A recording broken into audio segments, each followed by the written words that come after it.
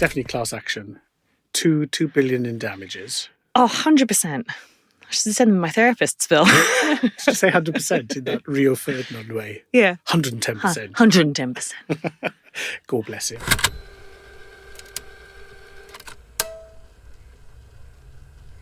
Hello, dear listener, and welcome back to the studio. We are very, very excited to have Georgie with us, as well as Georgia. And because I scored once again a D- on structured introductions, let's do them properly this time. So, Yes. Hello, I'm Ian. I run Internet Retailing. Pleasure to be here. Georgie. Yes, so hi, it's a pleasure to be here as well. I'm Georgie and I founded Novello Products, and Sistir is a brand within that. I am Georgia, just to confuse things, and I head up marketing at Adobe. I reckon that's a solid B+. That was a solid B+. Excellent. Well done. So let's jump straight in then. Georgie, welcome. So the first thing is, let's talk about Sistir. And because this is in people's ears, they're not enjoying the pun, which I will now spell, which is Sistir, which is a little bit Icelandic. Sistir. Is that Welsh? Welsh Icelandic. Said with such confidence and zero factual basis. I'll get my notes.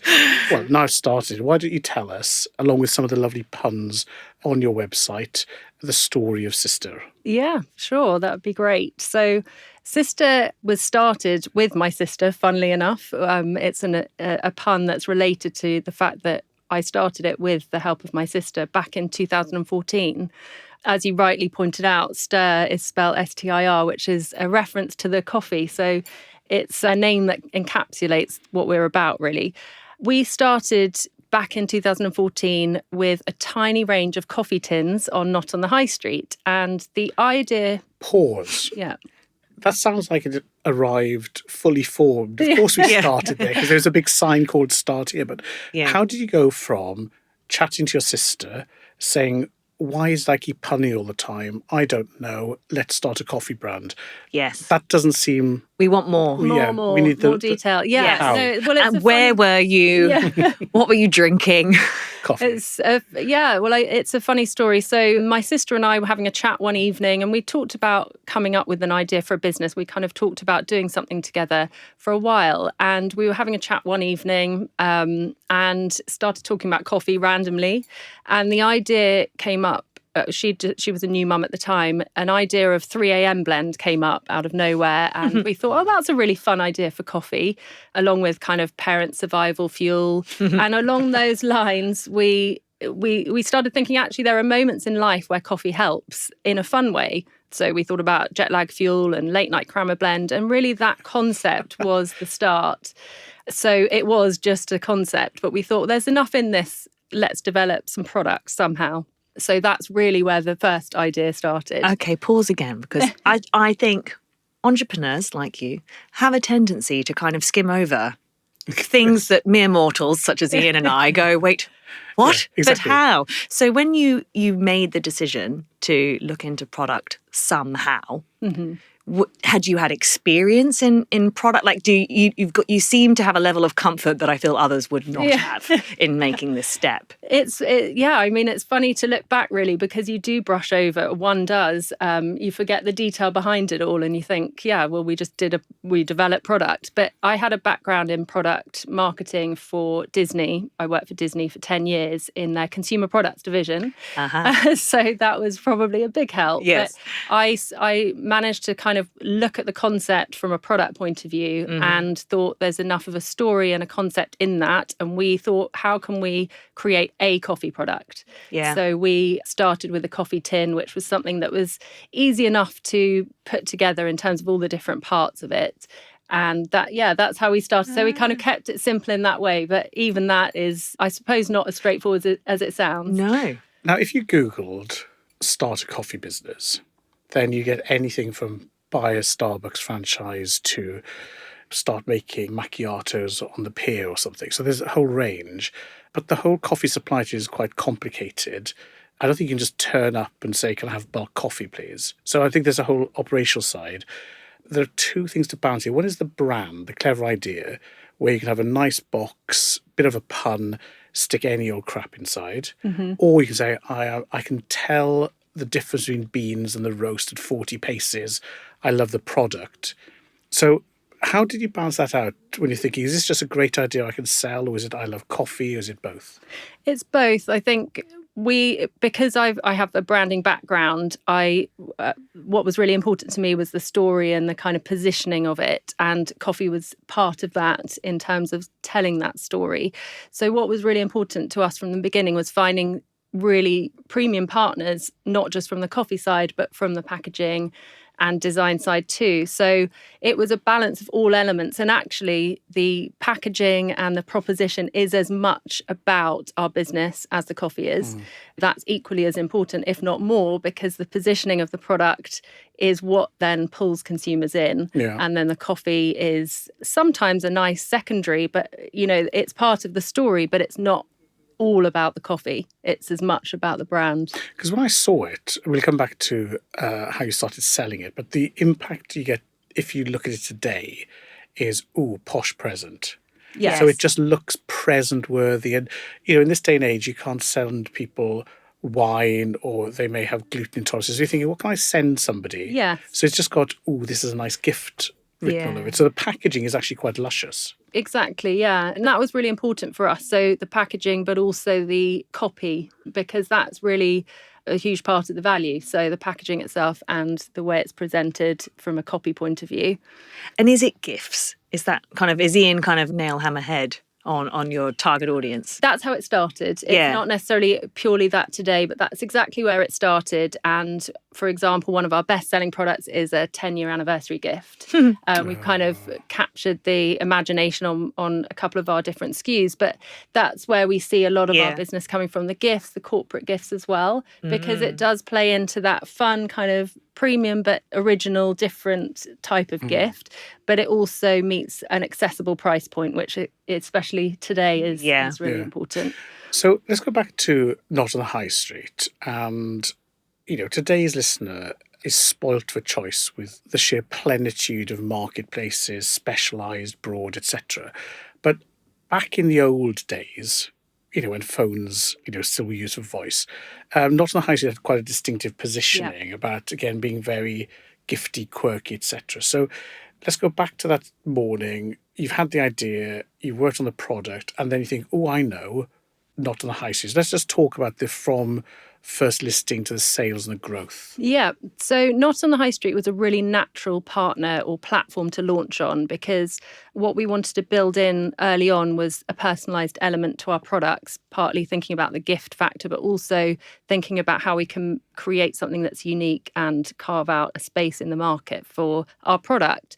So Not on the High Street was a really natural platform in that way, given that it was positioned and still is as a gifting site, but also because the audience was very relevant. We knew that our product would appeal, and they did seem to have a gap in when it came to coffee. They didn't really have a huge amount of sellers who were operating in the coffee space.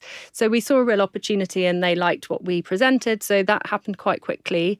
It took us about 6 months to develop something that was ready to photograph and launch. And we then got an order within the first 2 hours, and thought, yes, there's something in this. Fantastic. That must be a bit of a record for a brand new brand. Product in 2 hours. Surprised. I think we did kind of, jump up and down and get very excited about that first order. And then luckily, and it wasn't a relative. It wasn't. Well, the funny thing was, it was a name that I recognised, and I thought, it's a friend. But actually, it wasn't. It was someone up in Scotland that happened to have the same name as one of my sister's friends. Let's maybe go back now to the analytics side, because again, you're doing this whole skippy ovary thing where you say there was a gap. So again, you don't dial 1-800 where's a gap and get told where the gaps are. So you've done quite a bit of analysis on the range being offered and product coverage. And so maybe answer that, but also when you were talking at Channel X, our must-attend event for new channels, end plug, one of the things that struck me was how analytical you were about the way the photography and presentation worked. So maybe let's talk about the analysis and working the channels so you're not just listing and hoping? Yeah, so I think it's a good point about the gap at the beginning. I mean, it sounds like I did extensive research, and I did research, but I think what was quite obvious was that on Not on the High Street, there was, I knew the site well, so I had researched that. I knew it as a consumer myself, but there didn't appear to be coffee on there at the time. So that's where I identified a gap. Macrame Robbins. But in terms of analytics since then, yes. I mean, I delve into it. I do enjoy looking at that side of all the platforms, and that informs a lot of our decisions. But in terms of the listings themselves, what we've always tried to do is think about the platforms as individual platforms rather than a one-size-fits-all. So, for example, with our product listings, when we're looking at how to present our product on Not on the High Street, we might really play up the personalised element, because we know a Not on the High Street customer will go on there and be prepared to spend quite a lot of time crafting their message and putting quite a lot of effort into it. We know that from research. But on Amazon, for example, generalisation, a consumer might want to move quite quickly through the process. So we will create something that's a bit more simple in terms of how we present the product, and it will be on a white background. And so what's been important to us is how we present the listings so that we're tailoring each time to the platform and the audience. And did you figure that out fairly? Was it did you start doing that? Did you go in and kind of know enough from your product background and things that you needed to do that? Or was that something you kind of figured out from a place of having maybe used similar photography on all platforms and then had to change? Yes, we figured it out as we went. We started with basically the same image for all platforms, or in fact we didn't need to at the beginning because we were only on one platform, but we started with that one main image. But as platforms change and change their guidelines, then that also informs what we can do on certain platforms. So it's been kind of an organic process to then really learn as we go and take the learnings from one platform and apply them to the other. So yes, it started in one way, and we've kind of become more sophisticated. Exactly. As you've gone. Stating the obvious, you present as a woman, you're a woman-founded business. You can't help that. That's just where you are. But you also talk about, as a female-founded business, supporting women growers and so on in the supply chain. I was interested in that because we do a lot of work when we're looking at sustainability and so on, and transparency and assurance to make sure it's working. And the further you go towards the source and the source, the more complicated the matter gets. So tell me a bit about how that fits into your brand and purpose, along with how you manage the assurance yourself without obviously going and watching the beans grow. So I think part of that goes back to having the trusted partners as well. But going back to the female side of things, so yes, we're a female-founded business, and what we've noticed and become much more aware of over the 9 years since we started now is the challenges that women face in the coffee industry, and particularly at farm level. And so what we're really keen to do is, and what we've started to do, is bring women into each level or each part of the process. So sourcing from female farmers, and then actually our partner here has a female coffee roasting team.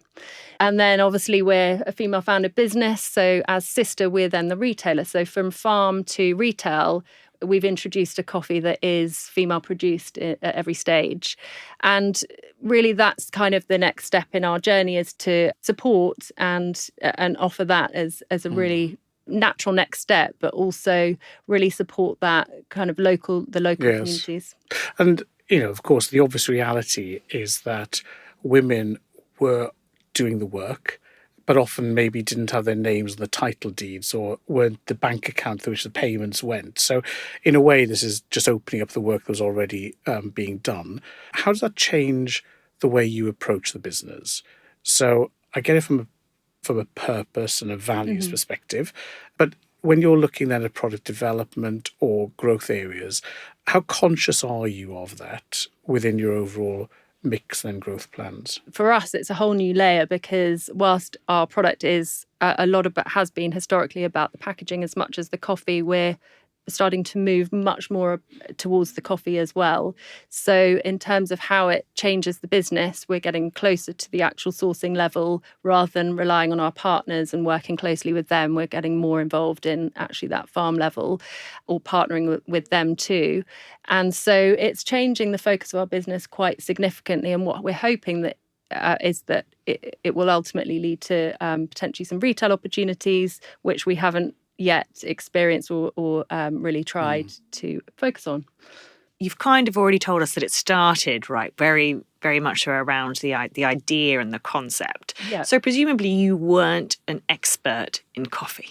I wasn't. I mean, I've always enjoyed coffee, but I wasn't a coffee expert by any means. I think it goes back to kind of the story of it is as much about the packaging and the kind of proposition as it is the coffee itself. But what is becoming more important for us now is that coffee and the traceability and really working with the farmers on a local level from a female point of view. So it's interesting, we're always open to looking at where we can pivot and change. And I think this is a really exciting time for the business.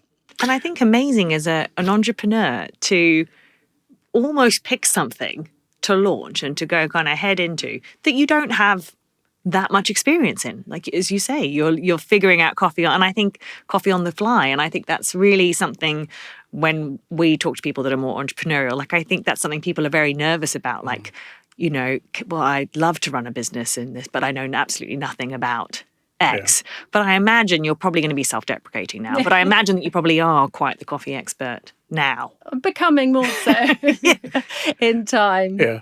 I think you find that if you're a consultant, so you professionally know how to know, yes, then that wouldn't hold you back. Because I think often people who feel they need to know before they start, sort of self-censor themselves. I mean, I think what interests me on this is there is a purposeful path in retail. So we live in a world where if you have a credit card and you can afford to shop, you are officially beyond need.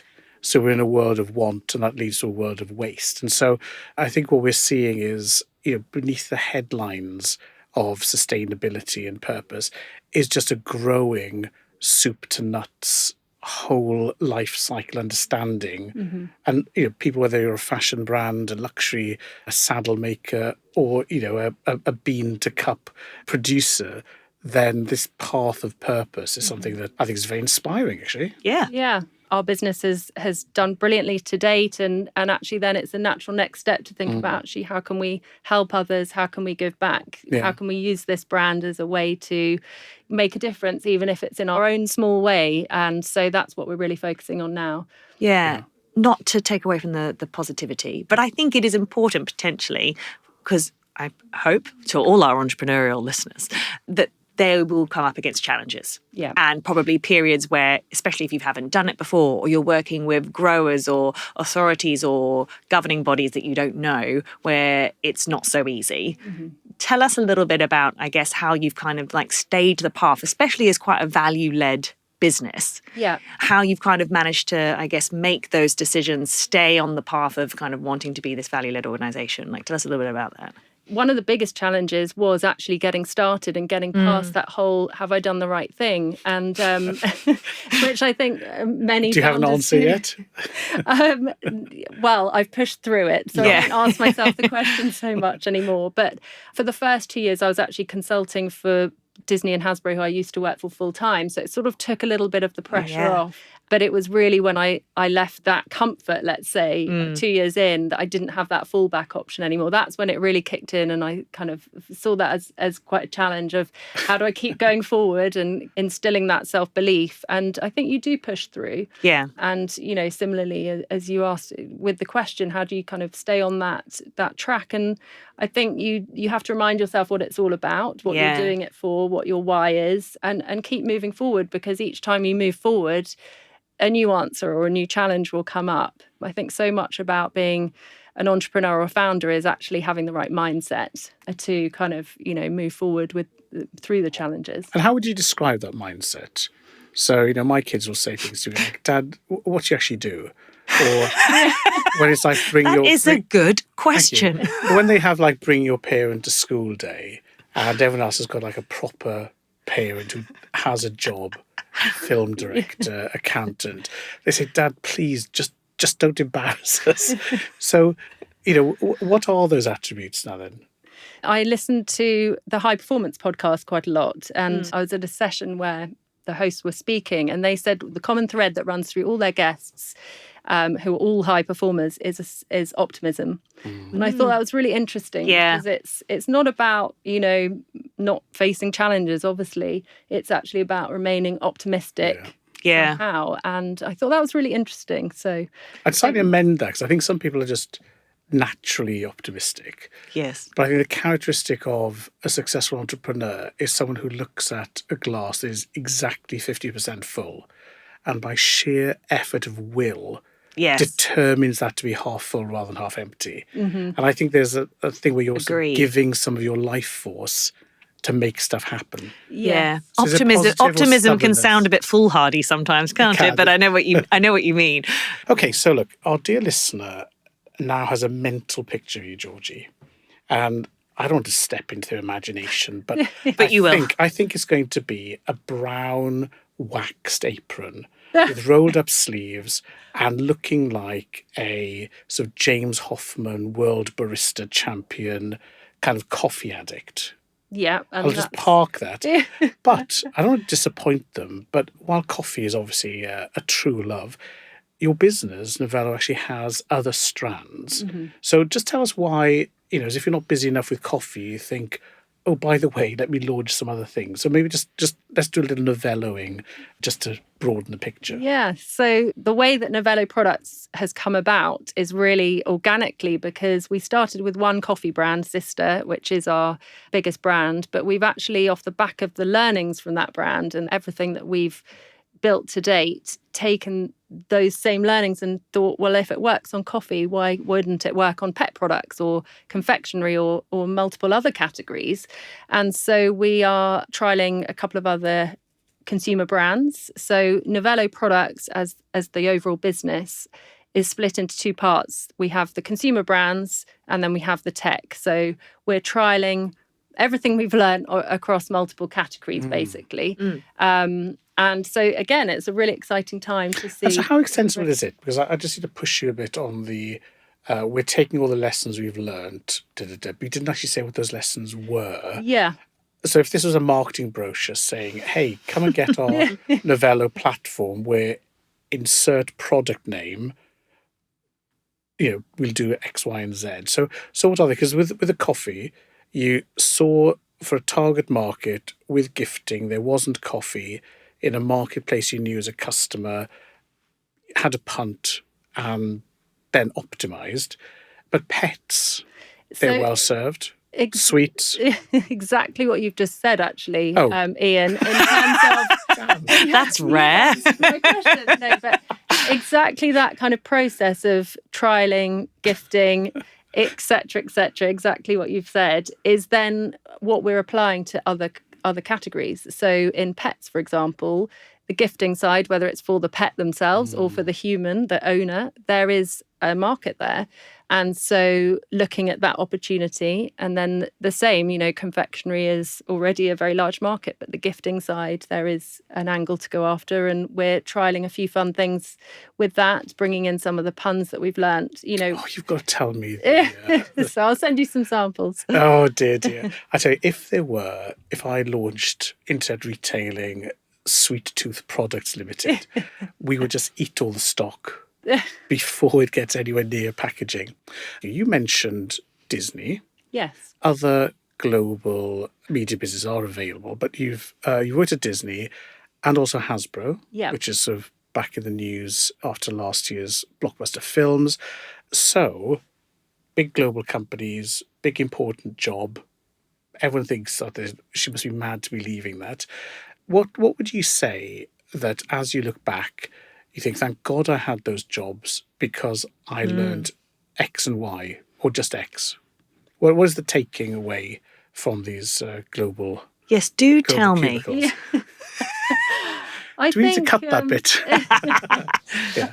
I think one of the biggest things that I've taken away from Disney in particular, but both really, is the storytelling that you can bring to life through a product. So I mentioned I started in Disney Consumer Products, which is the essentially merchandise side of the Walt Disney Company.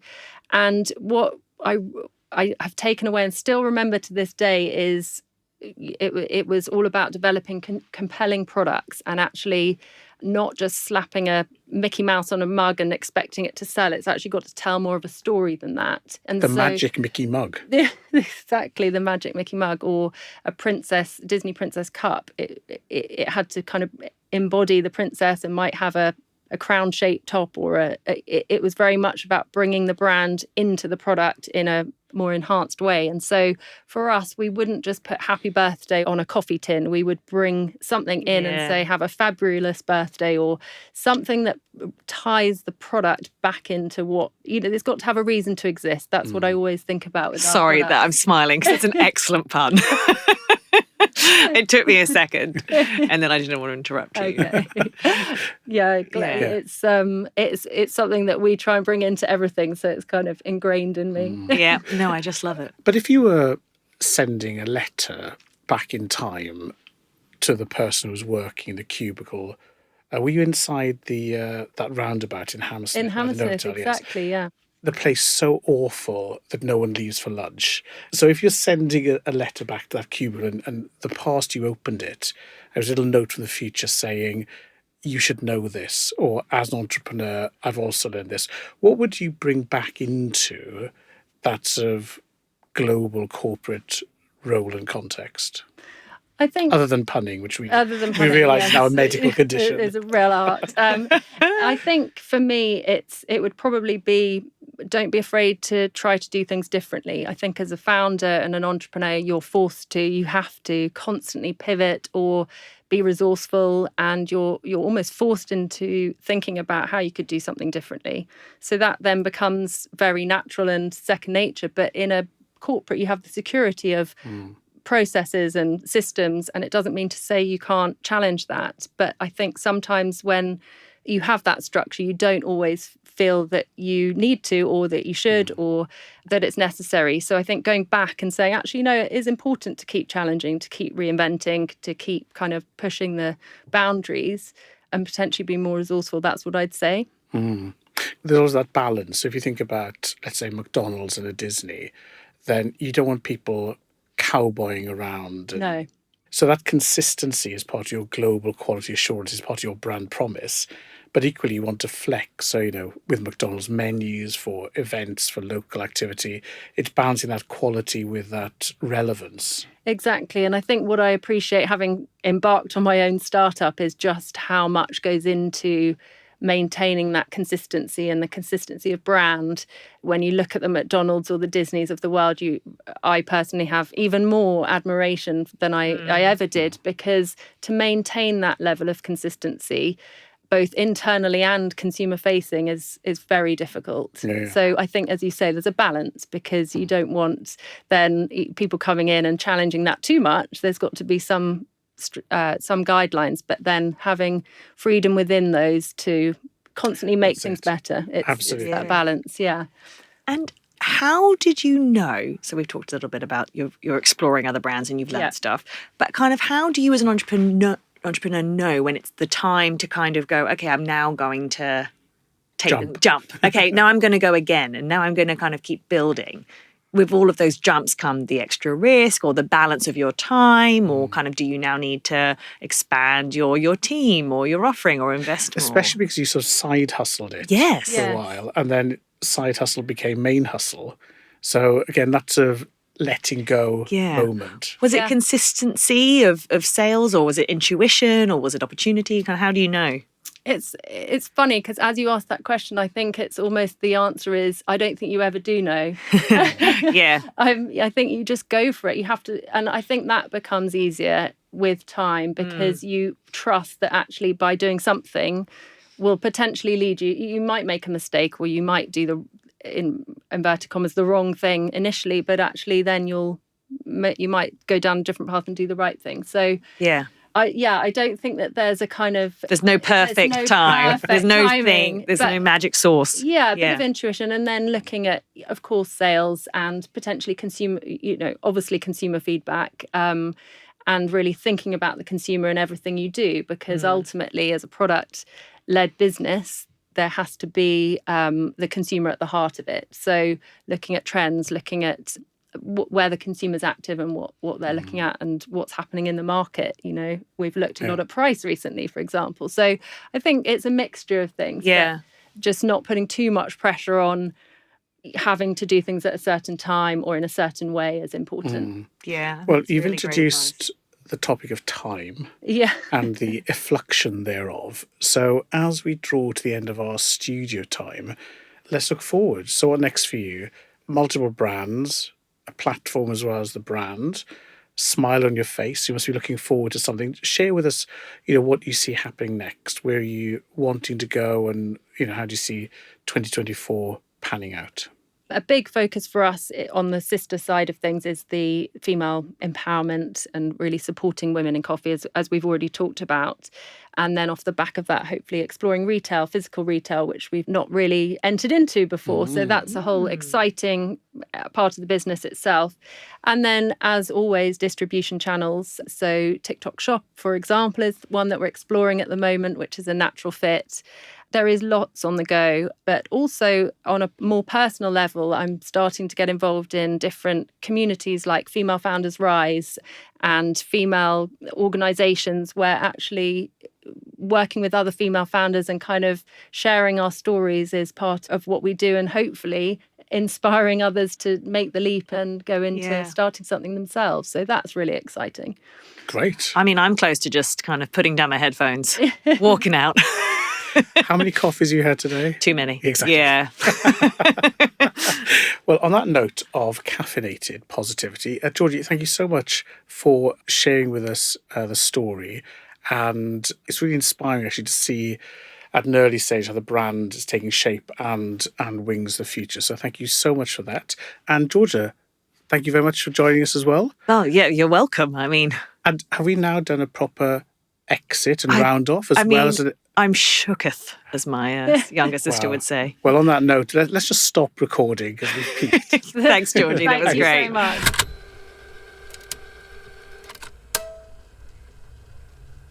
Oh my God, look at that. Timing. On time. This whole planning malarkey. I know. It's got a lot to be said for it, hasn't it? It does. And it went...